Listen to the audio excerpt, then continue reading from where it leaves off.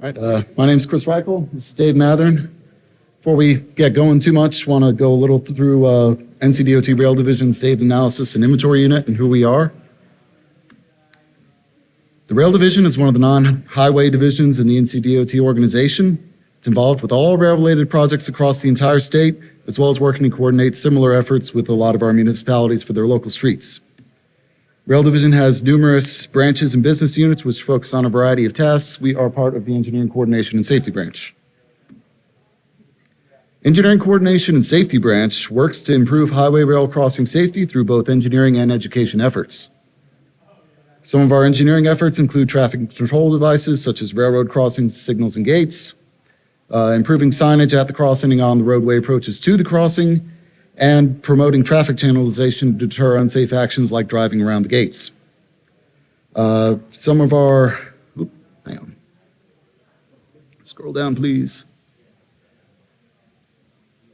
We do take part or otherwise assist in several rail education and outreach efforts, including Be Rail Safe, which is NCDOT's statewide rail safety initiative aimed at educating both children and adults about the dangers of being on and around railroad tracks, with regular classes and presentations to first responders, schools, and other concerned parties.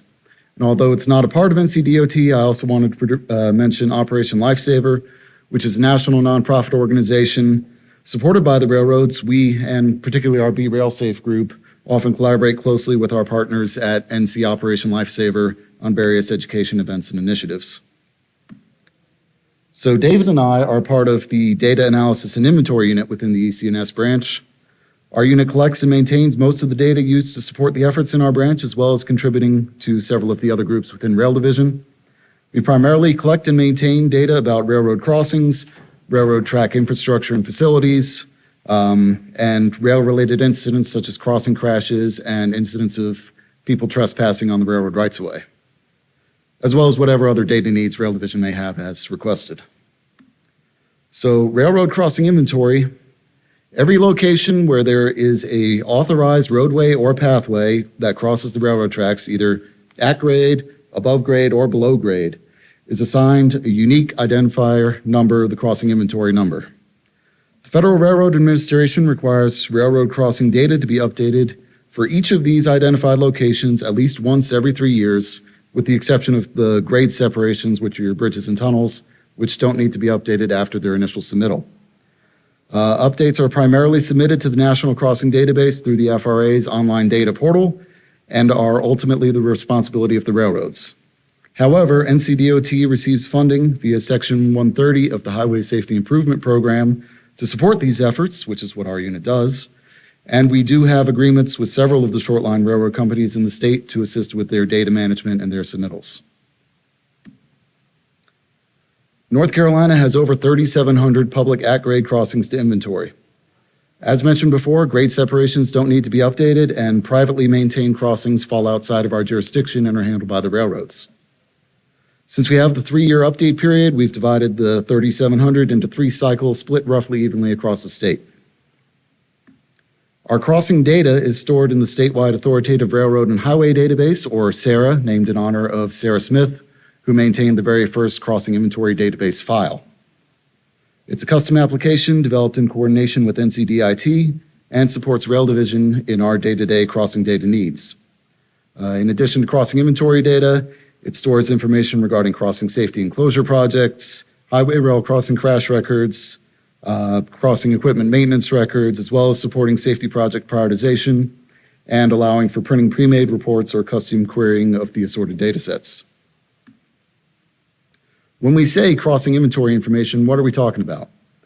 The FRA publishes the USDOT crossing inventory form, which is divided into 5 parts. NCDOT has added a 6th part, plus some other fields and some of the other parts to assist in our project prioritization and just general data management. Not everything on the form is verifiable in the field, so crossing inventory data management is a combination of in-the-field effort and in the office effort. As I mentioned earlier, Rail Division covers the entire state, which means you get to see a lot of different situations. Some crossings are nice and simple, just some signs or a basic set of signals.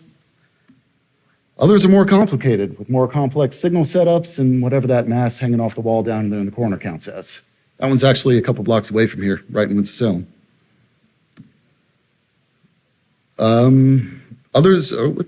Some crossings are in very urban areas. This is in downtown Raleigh. Others, less so. This is outside the town of Old Fort, and I promise there really is a railroad crossing in that picture. So what are we collecting on the inventory form? We have the 5 parts plus our added extras. Part 1 is the location and classification information. This is your who, what, when, and where. Who operates through the crossing? What is it being used for? Highway traffic, pedestrian traffic, public or private access, at grade with or separated from the tracks? When are you observing these conditions? Where are you? That's an important one and often controversial, surprisingly. I think it'd be pretty simple. The street name, the city, latitude and longitude coordinates of where you are. And then as to why you're there, as we mentioned, we're supporting our project prioritization and meeting our regulatory requirements, but that's also not recorded on this section of the form, so let's get that out of here for now. Part 2 contains railroad information, including the number and type of tracks at the crossing. Are they mainline tracks or siding tracks, or are they a spur track serving business? This is also where they record train volumes and timetable speeds, how many trains are coming through the crossing, and how fast are they typically going. That's one of the ones, it's an important field, but it's also hard to verify in the field. I mean, if you've got trees and shrubs growing between the tracks, you can probably be pretty sure there isn't much going on, but it's a lot harder to tell the difference between 1 train a day and 10 trains a day. So that's one of the field, or the ones we have to verify in the office. Part 3 is your highway or pathway traffic control device information. There's a lot of signage in the field related to railroad crossings. Your stop and yield signs, your crossbucks, advanced warning signs. Most of it is MUTCD approved, and then some of it is definitely not MUTCD approved. Also, passive warning devices include pavement markings in advance of the crossing and our medians and tubes to try to deter people from going around the warning devices. Some of your train-activated warning devices, you have your crossing gate arms, flashing lights, and bells. We need to verify if these things are installed, and if so, how many of each. How many lights and bells do you have in pairs? Are there crossing gate arms? Do you have flasher masts? Are they cantilevered or just regular flasher masts? We also try to verify if there's any traffic signal preemption installed. Basically, this is when highway traffic signals are interconnected with the railroad traffic signals, and when a train approaches, the rail signals send a notification to the highway signals of the approach of the train. The highway signals will change their cycles to try and clear traffic off of the crossing before the train gets there. Part 4 of the inventory form is the physical characteristics. What kind of material is the crossing surface made of? Is it asphalt or concrete or something else? Do the tracks meet at a sharp angle to the crossing? Do the tracks run right down the middle of the street like here in New Bern? Part 5 is your public highway information. Includes highway vehicle speeds and volumes, as well as getting into some of the finer details about what kind of vehicles you have. Percentage of cars, percentage of trucks, percentage of buses. And then, as I mentioned, Part 6 is the field that we have added, mostly just record keeping or assisting in our project prioritization. So, bringing back the why, beyond our reporting requirements, this data does get used in our crossing safety project prioritization processes. We take a look at rail and highway operational data, the volumes and speeds, crossing characteristics and existing warning devices, as well as any recent history of crashes between rail equipment and highway users. And so that's a brief summary of our crossing inventory data, and with that, I'll turn it over to David. All right, so I'm David Mather, and I'm the GIS consultant for the Rail Division. So Chris has currently described the type of data we collect in the field, and all of this is currently done by using a paper form that we print out from our database, take into the field with us, mark all the changes, and then go back in the office and enter that back into the database. So as we've pushed for more GIS integration, we want to look at how we could use one of Esri's mobile apps to facilitate this. So I'm sure we're all familiar with Esri's mobile apps, Field Maps, Survey 123, and Quick Capture. We're currently using Quick Capture for another project, but it wouldn't be a great solution for crossing inventory, so we're not going to worry about that. And field maps and Survey 123 both have a lot of great features, so why not take advantage of both of them? So field maps is going to be the foundation of our workflow going forward. Everything is going to start there. The field technicians can see where crossings are in the inventory cycle or the process based on the symbology. We can link to navigational apps to get the technicians to the crossings. We can take measurements at the crossings so we don't have to get out in the traffic. And we could just build a form there in the app to collect the data. And we're hoping this will consolidate the amount of equipment we need to take into the field to just one device. So again, everything that Chris talked about is spread across 208 fields in our Sarah database. So the first step was going through all those fields, defining data types for the schema, determining what needs to be free text or domain controlled, what needs to be editable in the field or in the office, and then finally sharing the data in ArcGIS Online so it can be used in field maps. So once it was published, I went into the settings, made sure everything was enabled for editing, created a web map, set symbology, set up my search features, and then added in other data that might be useful for our technicians, add labels and symbology so they can see it visually without having to click on a feature. So then I could start making my form, like Chris said. We have our form organized in different parts, so I could recreate those parts using the different groups. To reduce some of the data input errors, I add some conditional views using arcade expressions. So an example here, no is currently selected. If that changes to yes, then a new question appears and the technician can enter in more data. And then finally, we have some fields that are basically redundant. They're kind of concatenating lists of other values. And some of this is part of the requirements for the FRA's schema that we have to use. So we're kind of thinking of things that might need to be derived on the back end to help facilitate that and not waste time in the field. All right. So another part of our inventory process is taking photos at the crossings. So we take pictures of the blue ENS sign, the north direction, east direction, south direction, and west direction. So currently, this is all done with a camera and a photo log. When the technicians get back into the office, they need to download all the files, rename them, and sort them into specific folders because both our Sarah database and our GIS services link directly to those photos. Field Maps allows for attachments, but we kind of thought it was kind of a cumbersome process to get them out of there and rename them without advanced scripting. So this is where Survey 123 comes into play. So Survey 123 allows for photo questions. You can auto-populate different fields by passing information through the URL into Survey 123. And some of that information can be hidden from the survey user, but might be useful later. So for us, the county name and our photo dates are important in our file structure for our photos. And finally, Survey 123 works with webhooks. But I'll get back to that in a second.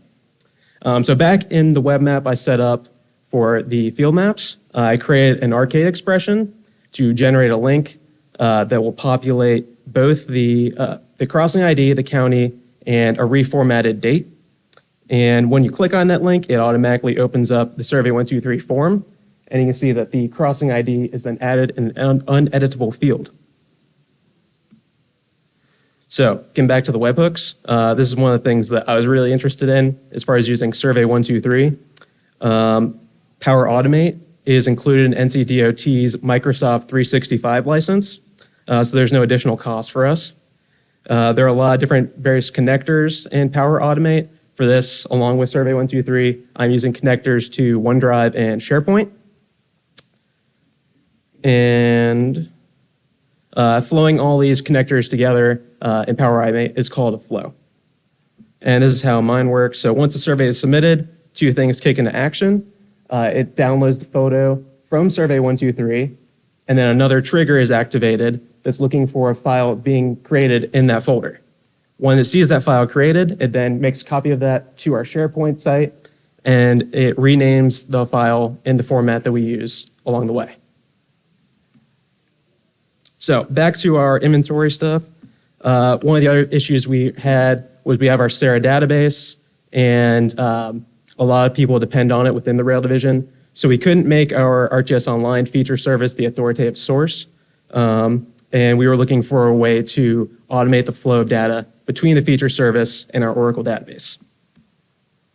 So we got in contact with the GIS unit and our Sarah application managers, and we explained kind of what our vision was for using field maps, and they're helping us by creating an API that talks to the feature service and our database and compare the data in there.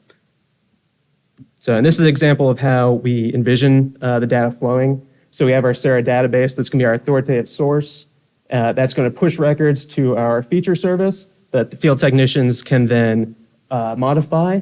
And then when things are modified, they're going to get pushed to a pending update table. And one of our office technicians can then accept or reject updates that will then be written to our Sarah database. So we have a bunch of different date fields that we're planning to use to generate some of the logic around this and updating them at certain specific times to automate the flow of this data.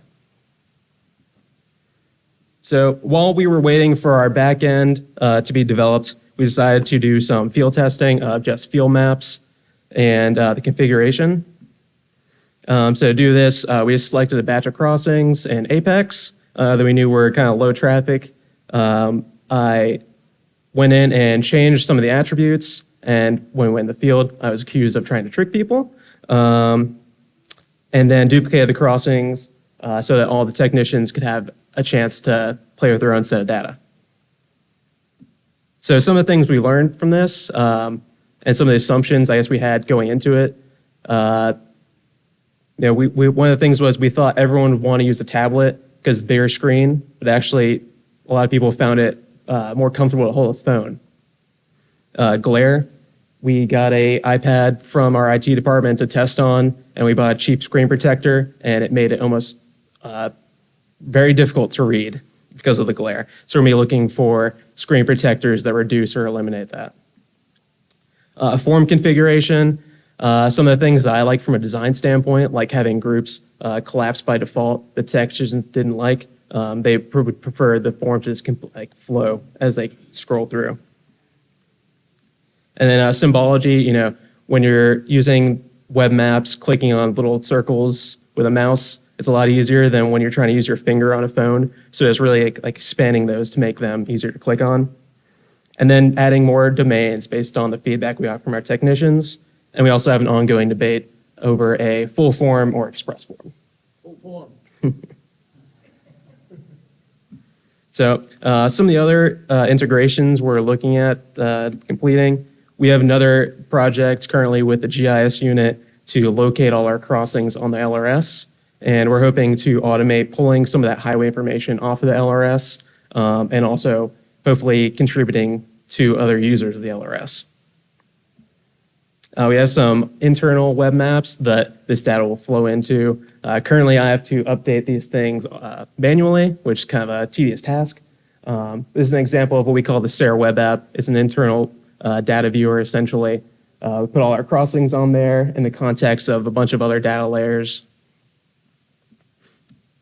And this is the inventory cycle dashboard that I've created for us to monitor how we're doing throughout the 3 cycles. And then finally, my colleagues at Bureau Safe will be disappointed if I didn't spend a little time talking about railroad safety. So every 3 hours, a person or vehicle is struck by a train in the U.S., and there are approximately 1,200 deaths on U.S. tracks each year, according to Operation Lifesaver. So some general driving tips. Trains always have the right-of-way, even over emergency vehicles. Never stop your car on railroad tracks. It takes a train more than a mile to stop when it's traveling at 55 miles per hour. Never drive around gates. And if gates begin to lower because you violated the second rule, you can drive through the gates, do whatever you can to get off the crossing. And some pedestrian safety tips. The only safe and legal place to cross a road is at a designated crossing. Do not cross tracks immediately after a train passes. There may be a second train. And never walk or ride a bike on or near railroad tracks. And finally, the blue sign will always be posted at every railroad crossing. It has an emergency number that is direct to railroad operators, then get them to stop a train in advance of any incidents. And it'll also have a crossing ID that you can give them. That is not the phone number. That is an example of the phone number. Every company has their own. You'd be surprised how many people try to call 555-5555 and they're confused why nobody answers. All right. That is our presentation.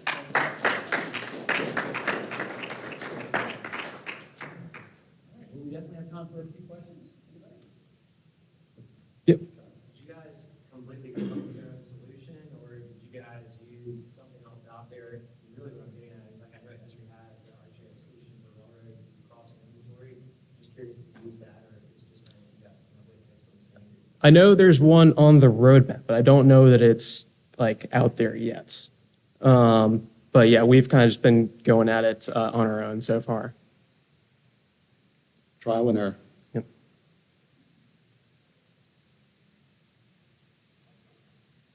Yes. So you're pulling data from the SERA database to populate your ADOL content. What if there's somebody back in the field who's updating the same stuff that just Mhm. Yeah, so we have a bunch of date fields that we're going to use to kind of facilitate that. We have an inventory date, which is when the person actually goes out into the field, and then we're going to use another date that's a revision date for when it's like accepted as the record into the main SARA database, and there's another date field for the last save date. So that would be your just a general in-office user who's editing stuff, and we're just gonna we've thought about logic and how we can account for that to make sure that stuff doesn't things don't get overwritten. Yeah. And And there is logic in the program to check, if, let's say you have value A when you go out in the field, you change it to value B, I change it to value C while you're gone. When you get back and upload the data, it's going to say, hey, these three things are all being submitted. Which one do you want to keep? So it'll check before it overwrites anything.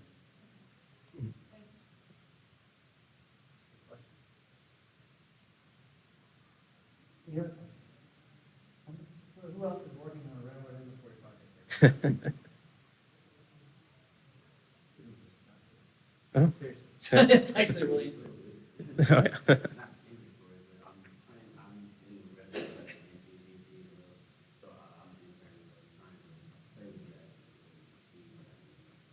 Does all kinds of cool stuff, right? All right, are you writing our case script? Yep. Not yet. All right. Get that to himself. Gotta ask, the rural, like Old Fort, was it Mill Creek Road? No, it was Red Town Road. Yeah, Ride it's your a, bike way too many places. you would not be able to ride a bike to that crossing. Last time I was out there, it had been raining, and the floodwaters on the road were, sort of up to like the hubcaps on the car that I was going. So it is publicly maintained in the loosest possible terms. Sounds very similar to what I'm thinking of, so it's probably kind of. It's one of those roads where I-40 came through and cut off access to some guy's field, and they pledged to maintain a public roadway for him to have access to it, and then never touched it again. Or that's how it appears. I'm not a roadway guy, I don't know, but I have hit the potholes, so.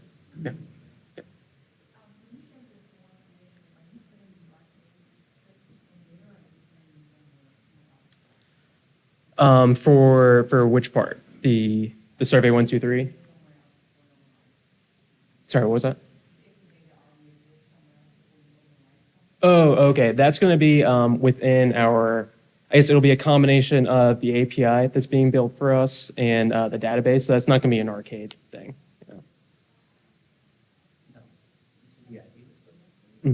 Yes. And we have specialized database programmers for our SARA application. They built it for us, from scratch.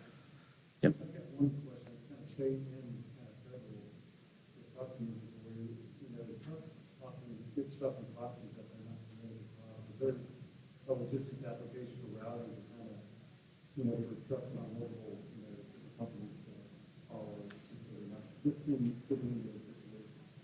I know our B-Rail safe person is also very concerned with that, and he is trying to. It's so easy to do now, why has that not been done? Part of the problem is no one wants to collect that data because of liability issues. But the FRA has been using drones recently to do LiDAR scans of the road crossings and kind of investigate both site distance and elevation change. Yeah, it's a hot topic.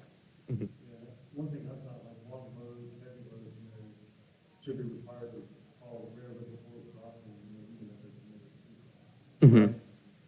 Well, recent events nationally of, folks on the topic even more. Yeah. Yeah. Really good work, though, obviously, underscored good work. Thanks, man. Thanks. Thank you, man.